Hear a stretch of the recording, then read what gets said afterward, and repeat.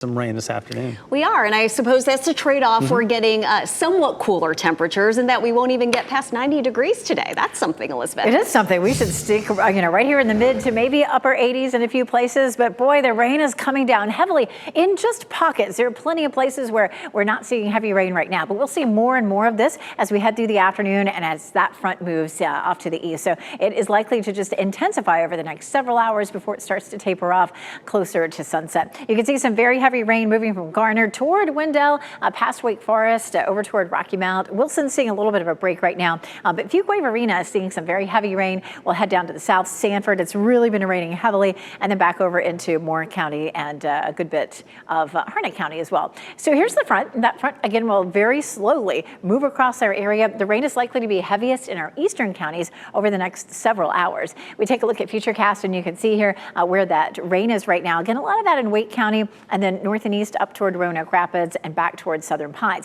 But as we head through the next few hours, watch how a lot of it shifts eastward, but then may redevelop a bit by the time we get to 5 o'clock. There still could be some heavy rain in the Triangle where we tend to see some heavy traffic during the evening commute. But once we get past 7 or 8 o'clock, most of it should die off. We're looking at the potential for maybe 2+ inches in some places there in yellow in our eastern counties where we have that medium risk for flooding. Elsewhere, it's a low risk, but typically places that flood easily or often where you live, just watch out for those in particular. We have some steady to heavy rain falling in Sanford right now. Temperatures 78, our dew point 74. We're down just a little bit in the Triangle now that some showers have rolled through. So it's a very muggy air mass, but again, looking at mid-80s, Raleigh and Durham, and about 87 in Fayetteville. Muggy meters should drop a little bit over the next several days. It's going to stay high today and tomorrow, but then after that, Friday and Saturday, we could get just a very small break. It's not going to be anything big, but we'll take it down one category. Once we get this front out of here, we're looking at dry conditions for Thursday.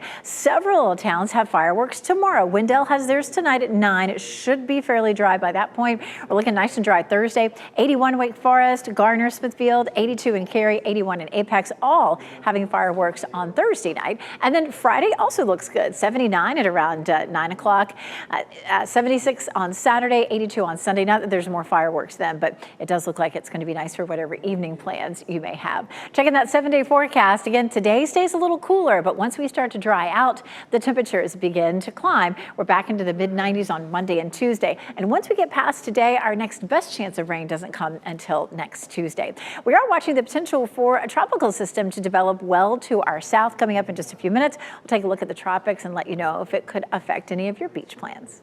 A lot of other areas. Elizabeth Gardner in the WRAL Severe Weather Center right now. Is that one big lightning strike over there by Greenville? What does that mean? It what is does that mean? Giant lightning strike. Yeah. I need to shrink that one. It's interesting. I think they're based on when they happen. When they first happen, they're really big, and then after they've been sitting there for a long time, they turn a little bit smaller. But a lot of rain out there. Now, north of I-85, it's really started to taper off. There's still some development up there, but from Raleigh south and east, that's where the heavy rain is happening right now. And as the front moves eastward, that's where it will continue to be, and gradually it just shifts off. Offshore. So let's zoom in here. You can see that heavy rain from Wake Forest down toward Wendell, Clayton, and Garner. We're going to go back out to Heidi Kirk because she is on I-40 there. She's gotten herself into some of that heavy rain and also a backup. So she's actually on I-40 there. She's coming north or west on, I should say, on I-40 back up toward Raleigh, and she just ran into this accident. So we are likely to see much more of this as we get through the next several hours. It's probably going to be on the messy side for the evening commute, at least for the first part of the evening commute, but eventually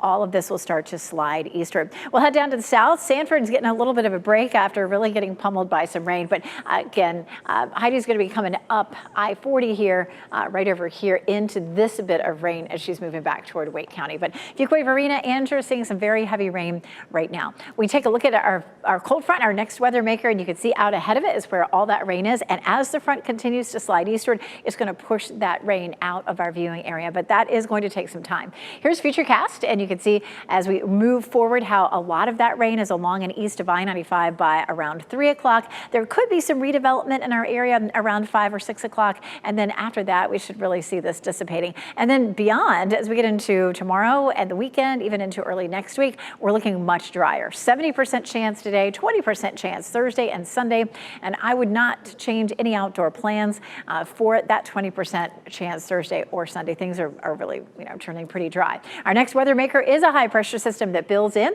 and keeps us dry and hot. And then we'll see a low that develops along a front, and it does have a small chance of becoming tropical. Right now it's a 40% chance, but you can see the rain associated with that is mainly offshore. There could be a few isolated showers that pop up, but with our summer-like pattern, you're going to see that if you go to the beaches anyway. Here's a look at how all this is likely to progress. Tomorrow, our cold front that's over us today shifts offshore and stalls, and then the low develops along it down near Florida and may send some rain up the coast. Again, it shouldn't be such that you would need to change your plans, but you definitely want to watch out for rip current danger. The rip current danger could be pretty high over the weekend with that low down to our south. Today is cooler at 85 degrees because of the rain that we're seeing, and then after that we warm right back up. Much drier Thursday, Friday, Saturday, Sunday. And our highs will be in the low to mid 90s. We get really a little bit warmer for Monday and Tuesday. It's July and it's going to feel like it.